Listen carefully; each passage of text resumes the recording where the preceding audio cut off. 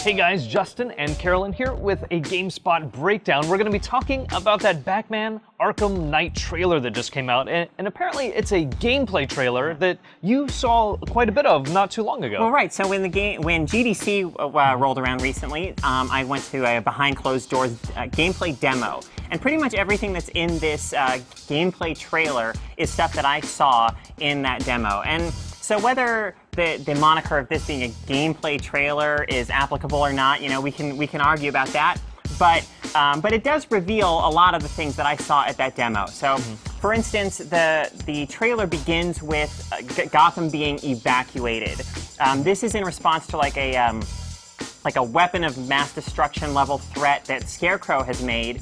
So Gordon, I think, orders the evacuation of the city. This is a convenient way, I think, for the developers to not have to deal with Gotham as a city with pedestrians everywhere. It will again be this kind of empty city like it has been in previous Arkham games. The only people around are the criminals and thugs who are going to enjoy the absence of...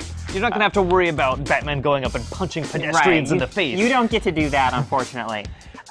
So some other things that this gameplay trailer reveals is the fact that you can kind of summon the Batmobile to wherever you are. You don't have to go to it, right? It has a function where you can just summon it. You jump up in the air. Yeah, you can jump up in the air and just stylishly just plop down to the cockpit. The Batmobile will do this really stylish thing where it just kind of swerves and skids right up to where you are.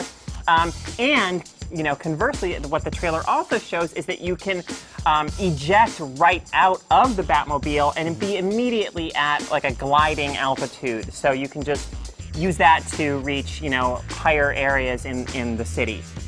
And it's just a really good-looking game as well. Like, that people can't really tell the difference between is this gameplay, is it not? It just looks so good. Absolutely.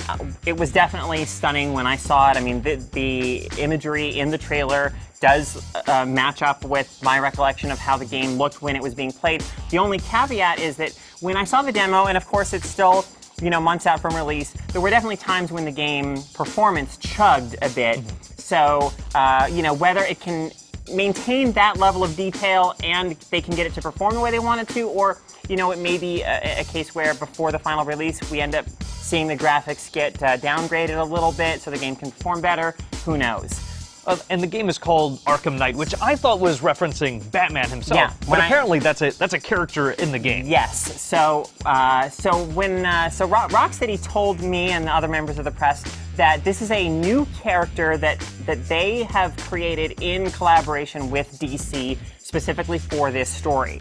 However, so the Arkham Knight, we don't see his face. He's in this armored, suit, and so my feeling is that, why have a character like that unless there's going to be a moment of reveal where, surprise, it's a character that we already know, from the Batman lore. And, there's already a character in the Batman lore who's kind of served this function in the past called the Red Hood, where that character has been different other characters depending on the needs of the story.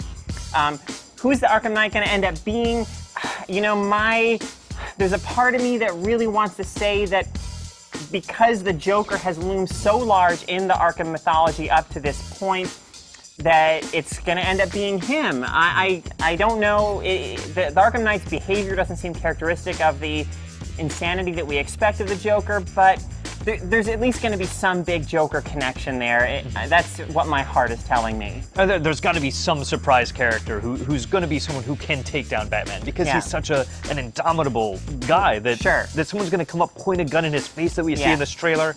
The Joker, I think that's a good choice, even though he has died in this series of games that we've played. So we're meant to think at this point. It wouldn't at all surprise me if that ends up to not be the case, and the Joker is alive and well somehow in the Arkham universe as Arkham Knight begins. At one point in the trailer, we see Oracle. So she appears in this game as a physical presence for the first time. She's not just a voice on the Bat headset in Arkham Knight. She has her And Oracle is the thing that ties everything in Gotham City together, that lets Batman know what's going on basically in the entire Oracle is, hooked into every computer system imaginable. She can provide Bruce Wayne with whatever information he needs. So yeah, she's a very valuable resource, and she has her elaborate clock tower hideout that you visit in Arkham Knight, which is something from the comics.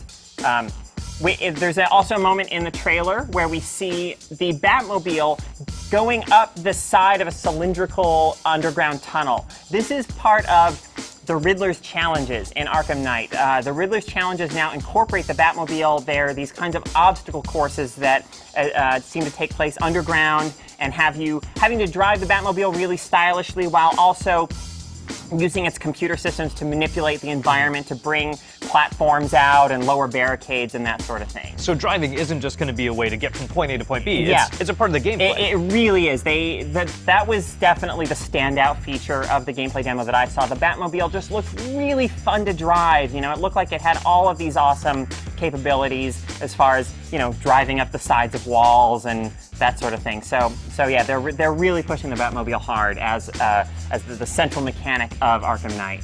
At one point, we see Batman smashing a thug's face into an electrical panel. That's a new feature in the combat. It's these sort of sleeping dogs-esque environmental attacks. Very cool, and I bet we'll see a lot more of this game at the next month's E3, where maybe we'll finally get some hands-on time as well. So be sure to stay tuned to GameSpot.com.